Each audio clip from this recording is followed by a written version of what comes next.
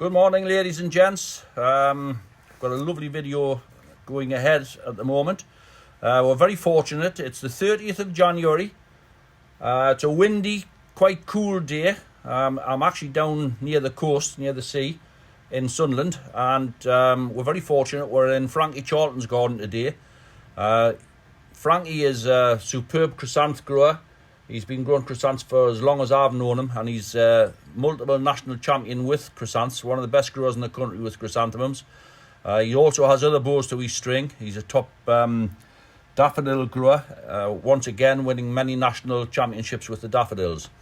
I've come today to have a look at his setup and also to show people how to take cuttings. Frankie's got a little bit lined up for us. So I'm going to turn around and we'll introduce Frankie to you. Good morning, Frank. Good morning, John. Thank you very much for letting us come down to have a look around your setup and see how to go ahead and become national champions. So you've got something lined up to show us about cuttings. Yeah, I'm going to show you how to take a cutting today, and what the compost is I'm using, and the temperature you need to have the cables set at. So it's simple to take, but a lot of people seem as if like they take it wrongly, and then the next year they don't get any cuttings. So I'm going to show you how to take them. I'm not going to take a load. Great. This is a typical, well, this is even better than typical amount of cuttings you would get off a batch of stools. This variety is called cornetto. I just cut them off down here somewhere. You can see them, they're about 3 inches long that I'm cutting off at the moment. We'll not go through them all taking them, John. This is where I would want to be taking the cutting. Just somewhere around about there. Take that off. Just down beneath in the leaf mode, yeah. Yeah, about less than 1/4 inch. Take the bottom leaf off. That's where your cuttings are going to come from next year. The new root, yeah. I use a little bit hormone powder, mainly to stop the ends bleeding. I think it helps to root them quicker. It calluses the bottom up, and that makes it quicker to root. Normally find that these will take somewhere in the region 3 weeks to root. So that one's done. Same again. That's the cutting there done. You can see I'm using a little craft knife. I buy these from B&Q. They're about £3. Nice and sharp. Are they exchangeable blades? No, when they finish, when it's done, John, at the end of the season, I throw them away. Just dump them, yeah. Yeah, I just get rid of them. I'm only just using a small tray today, but I think one of the main things you have to do is you've got to make sure you're using the right compost to put these in. Yeah, it's important. What compost are you using? The compost I'm using is clover, and it's what they use for the modules. It's a proper seed compost. Seed one, yeah. It's a professional one, yeah. Yeah, and it's I find there's not a lot of nitrogen in here, so it doesn't burn the ends of the chrysanthemums. Yeah, I think a lot of people make mistakes using a strong compost and burn them, and then they have problems. So. Yeah, you don't want to be putting a lot in. There you go. That's what I'm going to take a limit for the time being to show you. But that is what we use for the cuttings. As you can see on the beds, they're all in the same state. Some of them starting to root. Yeah, they look great. I like to think that I've got about 3 weeks on there to get them rooted. When you take them out, go good root system, pop them on. So is this a heated bench, Frank? Yeah, this is a heated bench. I try to keep this anywhere between 18 and 20. That's bench temperature? That's the bench temperature. And what about air temperature in here? Air temperature, I have the radiator set for about 8 degrees. Yeah, so you're not looking for any heat, you're just looking to keep frost out. Just keep the frost out. That's perfect. Chrysanthemums don't need a lot of heat. Yeah. As long as they do, even if they freeze, all you need to do is spray some cold water on them, and it'll come out of it naturally, and it'll be all right. Oh, that's great. That's a good tip. Yeah. And what about that? Some of my pals have had chrysanthemums and they've said that they're starting to lose them or they're dehydrating or whatever. Yeah. I've got a box here. I'll just come back, John, here with it. this box here is called Harry Woolman. And as you can see that the cuttings are starting to go. A lot of people would try to root them before they properly go. More than likely they'll not root because they're dehydrated, they want water. Yeah. So what I've done was, bring this over. I put one of them cuttings in there last night. You can see the difference. Yeah. It's different colour and everything. But what I found is by just putting them in the water out of the bend. They lie in the water and the bend. That's only over because it's trying to grow up. Trying to grow. So that's fine, you know. But they're solid now. You like to snap them when you do them. Yeah. So what I like to try and do is, I like to try and keep them all straight before I start. You can even see the ends on them changing now. These is turgid now. That's good, yeah. You know, so basically the same again. They're nice and solid when you touch them. I mean, I cut them last night ready, so... So these have been in water overnight, so they're now, like, fully hydrated. Yeah, so bit rooting powder on. In the go, just the same method. They'll root. So you don't, if you're getting unrooted cuttings through the post and they look dehydrated, just put them in some water, maybe on the morning when you get them. By afternoon, tea time, they'll be turgid. You'll be able to root them. That's a good tip. Dying. Very good tip. So, and is it just cold water? Cold water. Nothing added. Yeah, just cold water. But yeah, and that I'll save that variety. You know, I mean, I've basically took my first set of cuttings from them. Then they started to dehydrate. The stools breaking down now. Eventually, in about 10 days, they'll all be limp. Yeah. That variety. Yeah. Oh, that's a good tip. Yeah. So you get everything set up to the day before, or do you just come in and do everything on the morning? I do everything on the morning. Just I come down on the morning, check all the chrysanthemums, make sure. I'm not one of these who puts a lot of water on the chrysanthemums. If you walk further up, John, what I do with the chrysanthemums when I'm looking for them, I look at the colour of the soil. Yeah. Right? Now you can see the colour of the soil there to that colour. That's correct. You see, right? You can actually pick it up on the video. There. Yeah. So basically, that might get a bit water before I go home, but that wouldn't. Yeah. You know, so that's what I do on the mornings. I'll go around, check them. You will water individually, yeah. Yeah, I'll water them individually. And that's what happens if you try to take cuttings that's not hydrated enough. That's going to struggle to root. It'll probably not root, but that's what happens. So even if you take a cut and you put it in there and water it, it'll still not rehydrate itself. It'll keep itself alive for quite a while because it'll be surviving on the damp temperature or when I'm spraying over the top. But eventually it'll work from the bottom and it'll go black on the end. Yeah, and work up. I've seen them and do that's that. probably what's going to happen to it. So, and if this is a known variety, crystals. There's 3: cream, primrose, and white. And what I do with them is I take mother plants. Yeah. As my backup. I take the mother plants and then root them. They're the cuttings that first come onto the stools. Yeah. Wrong time to take the cutting. You shouldn't be taking the cutting that early in December. But you take the cutting, grow it, root it, put it in the cold somewhere. Yeah. And if you proper stools that you took it from are not throwing cuttings or starting to die back, you can go back to your mother plants. Ah, see, right. You just need to know which ones. Yeah. And moving on to your stools, because I was going to say, is there a right time, first of all, to box your stools up? Is there a right time to take cuttings? Well, it's the stools, obviously we want the land done. We're finished in the back end of September. So I would like to think I've got all my stools up by November. Yeah. And cleaned, boxed up. I use, same again, the clover, the cheaper version. I don't want the dear one for that. And I box them up, and I'll try and get as many in a box as I can. If I've got 12 stools, I'll try and put the 12 stools in. Yeah. They've been trimmed back, maybe some other time I can show you how to trim them back, tear the tops off. We box them up in there. There's no extra feed, just that compost. They're watered, then put into a cold greenhouse and left there. Yeah. And then they'll be brought back into this greenhouse round about the middle of December. Certain varieties that needs cuttings taken early will come in. Yeah. And certain varieties that's going to flower, like say, what's I'm thinking of now, matlocks and that, you don't want to be taking cuttings till the back end of February. All right. Right? So they don't want to be in here. Aye.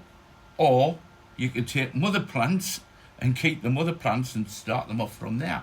You know, there's a few ways you can do it. So what's the difference from a mother plant to your stools? Well, a mother plant, right, that was originally a mother plant.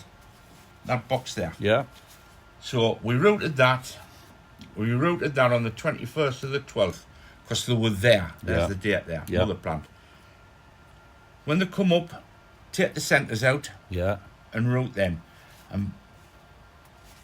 All these little leaf joints you can see here will send cuttings up. Yes.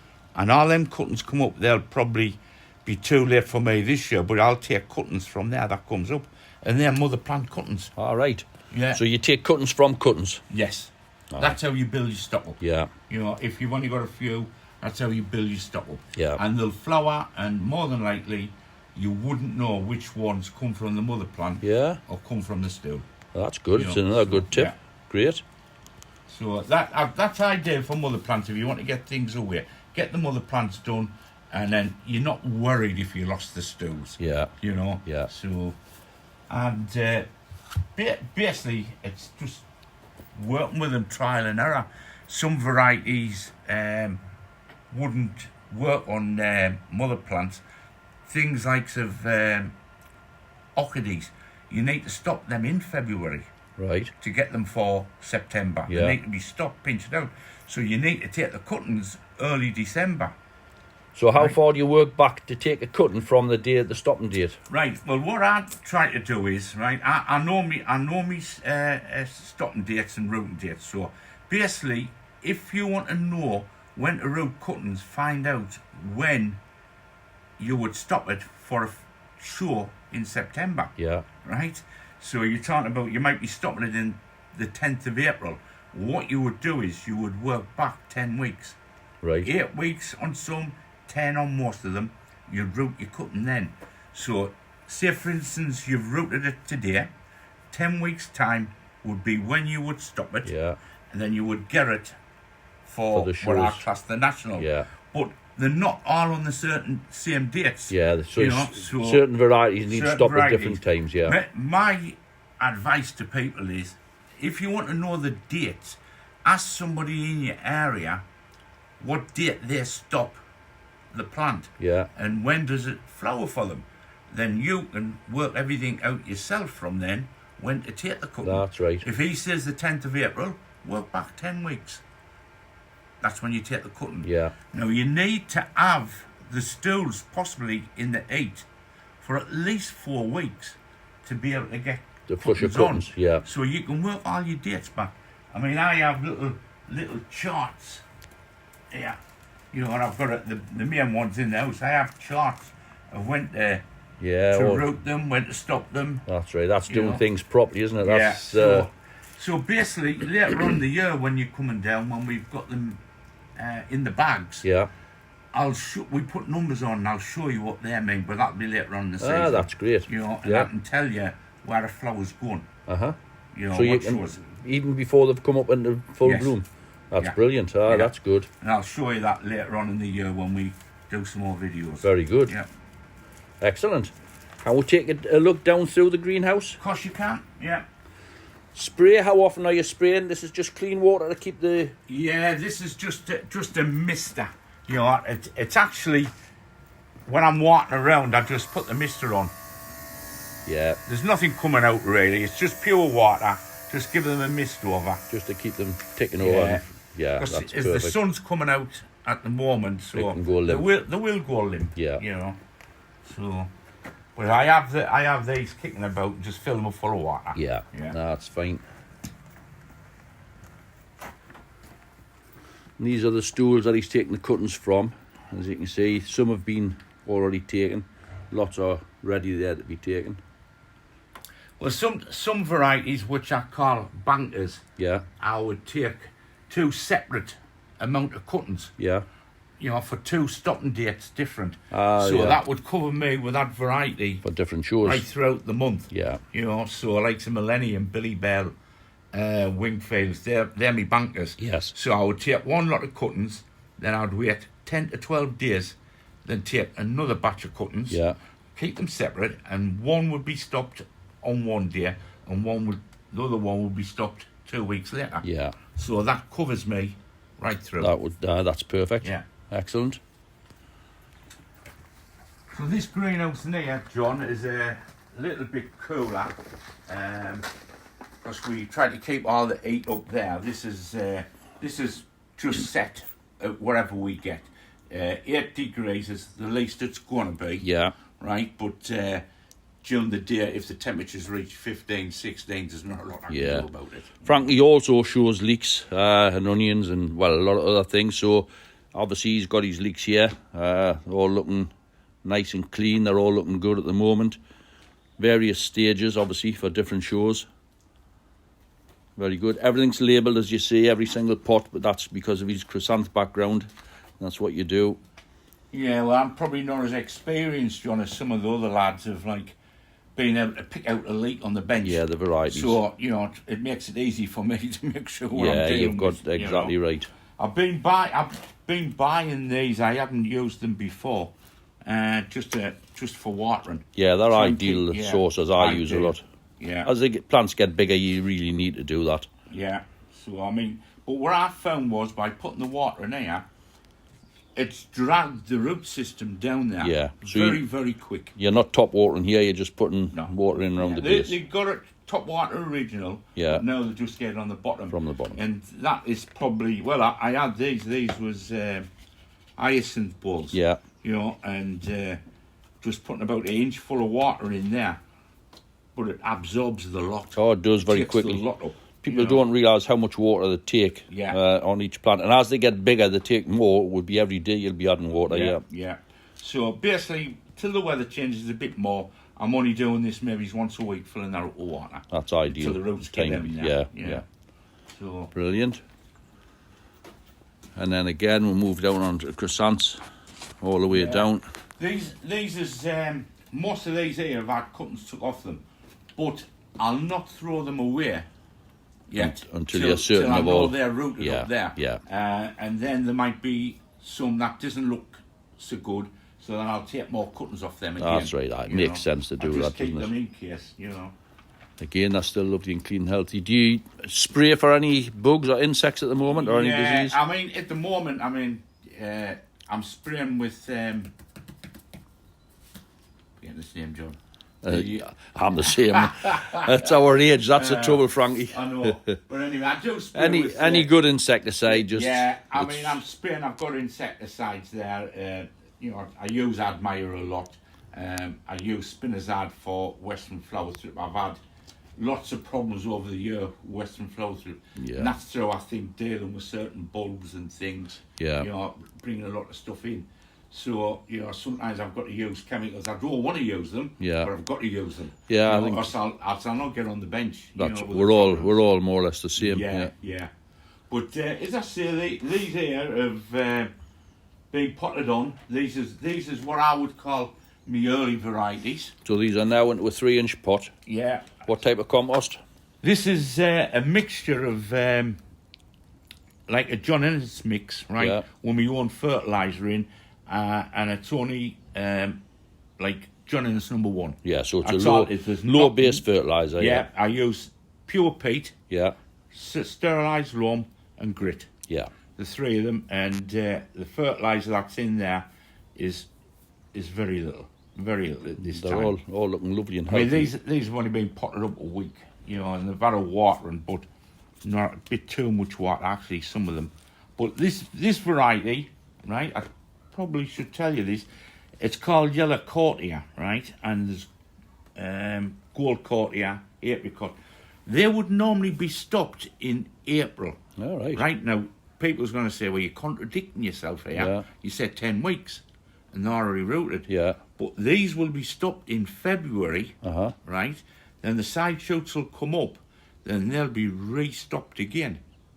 So you're taking the So side shoots. it's what you call second crown. Yeah. So I've stopped the first ones in middle of February towards the back end. Yeah. The side shoots will come out, they'll grow up, then I'll stop them on the 25th of April. So how many up are you going to grow those? Well, I plan to grow them 2 up this year, but I've grew them 1 up most years, Yeah, right? yeah. And that was why the second crown, because they get a great big centre. Yeah. So by giving them a longer growing time and put them on second crowns, you can take the petal out to get it a smaller centre Right. and a flatter petal.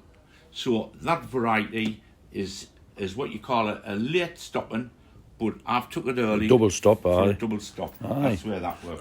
It's knowing your varieties. Yeah, That's where experience comes in. Well, that's been out for a long time, John. Yeah. You know. Yeah. And Billy Bell's, that's Billy Bell there. Then for me, they would have to be stopped 10th of March. 10th of March, right? So they were took on the 27th to the 12th. Yeah. You know. So that they'll be heading for that. I was date. going to say that's just about bang on 10 Yeah. days, isn't it? Yeah, so, so this is the mala here anyway. This is what I call me early varieties that I've got to get taken early. Yeah. They're all done. And what size pot will you eventually end up in? They'll go into a 5-inch pot. I haven't got one kicking it. A 5-inch pot, and then that's it, out Yeah. of that. But I'll want, by the time they're coming out of here, it should be 6, 7, 8 weeks. They should be in these pots. Yeah. And then if you have a look, your roots will be round the bottom. Yeah. You need to go up to the next level. Because what happens is when your roots hit the bottom and they're looking for more, these tops will come further up quick. Yeah, yeah. You want them like So you the know, pot broad on, you back, don't let know. them get pot down, pot on a regular basis. No. Well, one of the things I was going to show you was these certain varieties that'll grow like 6 and 7 foot. Yeah? Yeah. And a lot of people discarded them too tall. Yeah. You know, but you can use a growth retardant, Yeah. right? Like a B9 And or something? B9. So you need to stop it. You need to use the B9 now to stop it growing, All right. right? To keep what you call the footstool down, Yeah. right? The footstool is where it breaks. So that'll come up, you would stop it, and that would be called the footstool. Yeah. So basically, start at the bottom. So we'll spray these here on the bench now, and then when they're potted on and they're grown and they're stopped again, when they get so high, they'll be sprayed again. And that'll keep them, a 7-foot plant should be finishing round about here. Yeah, that's ideal. I do. Yeah. Yeah. I Perfect. didn't want them any bigger, John. Well, you're not 7 foot yourself, are you? no. Shallots here? So shallots, they're running a bit late. I put them in my cold leak trench and it stopped them a little bit, you know. So what we've done is we've given them a good watering and brought them into a warmer. Yeah. To get them away a little bit. So do you keep your own stock of these? Is this something Yeah, you well, know? I've got this given a couple of years ago and I've kept my own stock of it. So. The nice bulbs. But if nothing else, John, they're lovely for eating. They're perfect. You're right.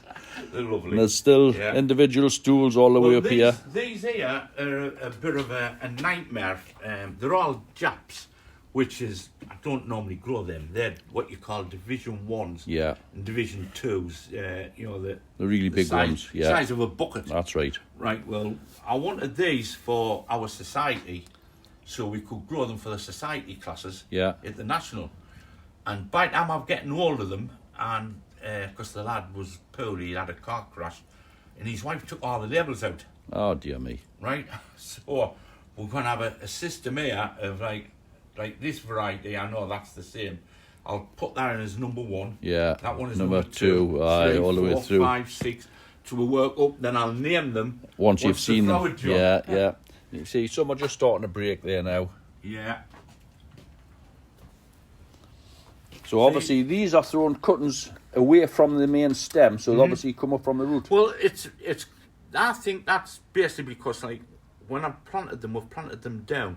We didn't actually take them out the pot.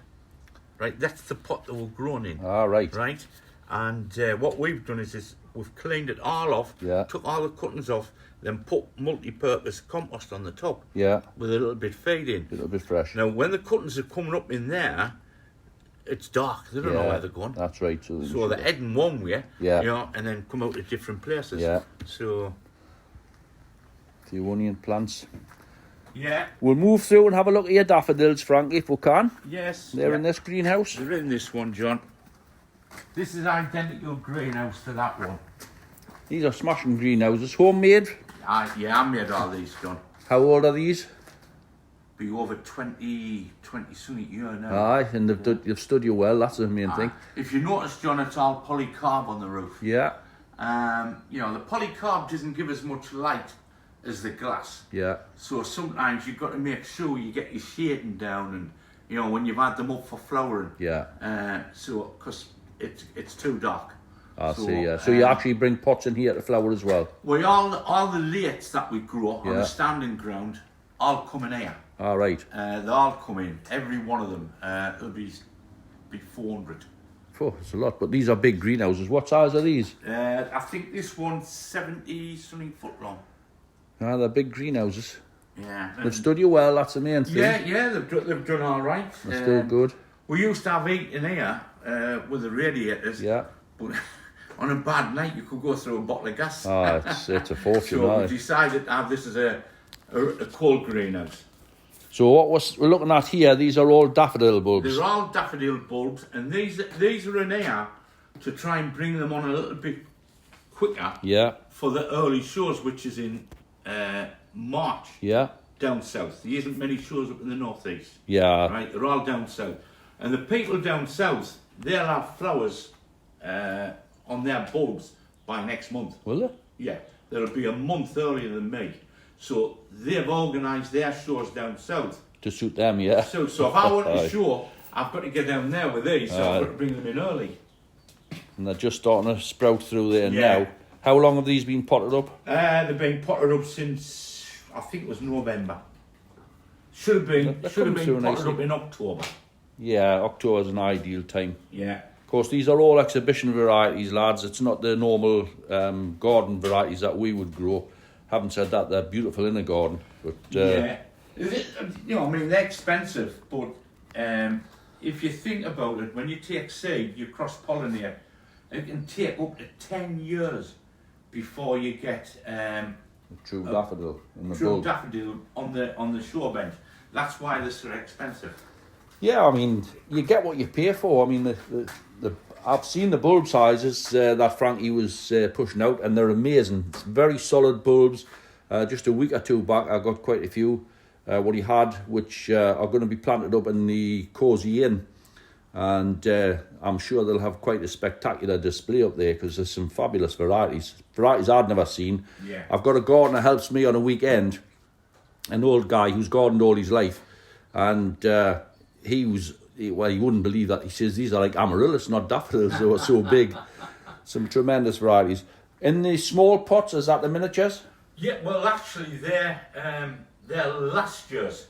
All right. Right. That was just left in the pot. I left them in the pot. I didn't take them out. And they'll flower. See, miniatures have got to be under 25 mils. Ah, I didn't know that. So, 50 mils. Uh-huh. It's got to be under 50 mils. Got to go through a ring. Yeah. Right? And so basically, if these were all right last year, they'll definitely be all right this year. Yeah. They'll go through and they'll flower. I'll get them. So, what, you leave it in the same pot? Would you add any fertiliser to help them through? Scrape the top off right down to the bulb. Yeah. And I'll put a bit, I use trench fertiliser. Right. Because it's higher in potash. Yeah. Daffs need potash. Yeah. And then put multi-purpose compost on the top. And just set them away with that? Water them in. Do you ever give a feed of seaweed or not? Yeah, they get that. I've got a drum here. It's got seaweed in, and they'll probably get that most of the season. Yeah. All the time. It does help, aye. But I will feed them with an high potash feed. As they're coming into flower? As they're coming into flower, Yeah. as they're coming up. Fantastic. And, you know, basically, just to keep the colour really in them, and that helps with the colour. Well, basically, when you look around Frankie's setup, it's Frankie's knowledge. He's got a great setup, but it's his knowledge of what he actually does and the varieties that he's grown as to how he's been so successful. But he's explained to me that he's seen things at shows and decided to make little frames to hold his flowers in, put them into a refrigeration area to keep them for certain dates. He's gone into it in a fantastic way. He's a credit to gardening, really. It's great to come down, Frankie. Thanks very much for letting us. We would love to come back as the season progresses and follow you through the season and see how you do. Yeah, that's great. Fantastic. Well, we'll close down. That's a half-an-hour video. This will be on YouTube tonight, hopefully. Thanks very much, Frank, and we'll see you again in the summer. Thank you. Yeah, you're welcome.